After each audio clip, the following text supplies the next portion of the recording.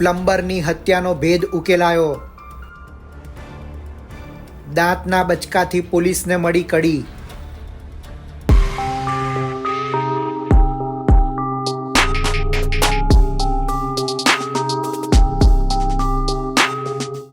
સુરતના અઠવા વિસ્તારમાં હત્યાનો ભેદ ઉકેલાયો છે.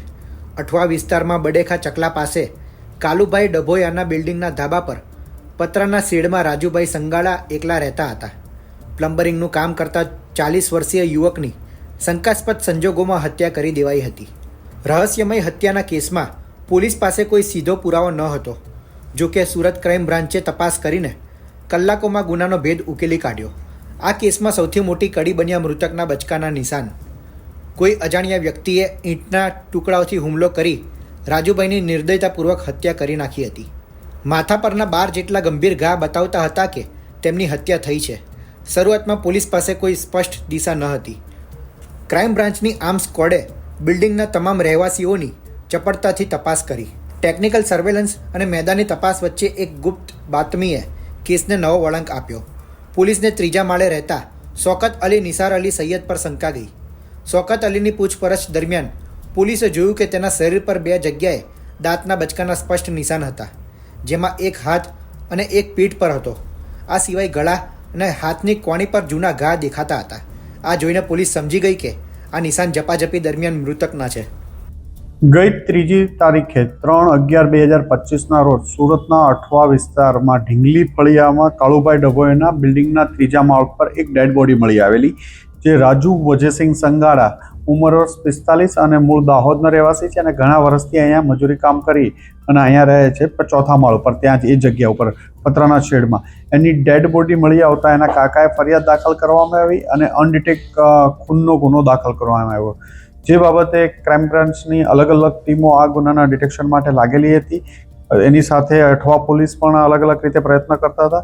એમાં ક્રાઇમ બ્રાન્ચના પોલીસ ઇન્સ્પેક્ટર KI મોદી અને PI સિંધા અને PSI વિશાલ ધનગઢને બાતમી મળી હતી કે આ ગુનાના કામે શૌકત સૈયદ નામનો ઇસમ સંડોવાયેલ છે.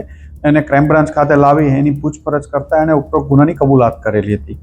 શૌકત સૈયદ આ જ બિલ્ડિંગમાં 3જા માળ ઉપર રહે છે, જ્યારે મરનાર રાજુસિંહ વજેસિંહના કાકા એ 4થા માળ ઉપર રહેતા હતા અને ઘણા ટાઈમથી રાજુસિંહ આ મકાન પર આવતો હતો.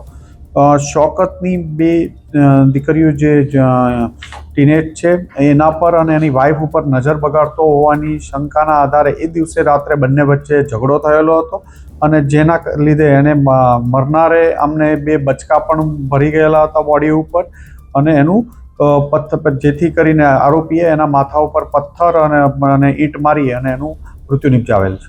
શૌકત શું કામ ધંધો કરે છે? શૌકત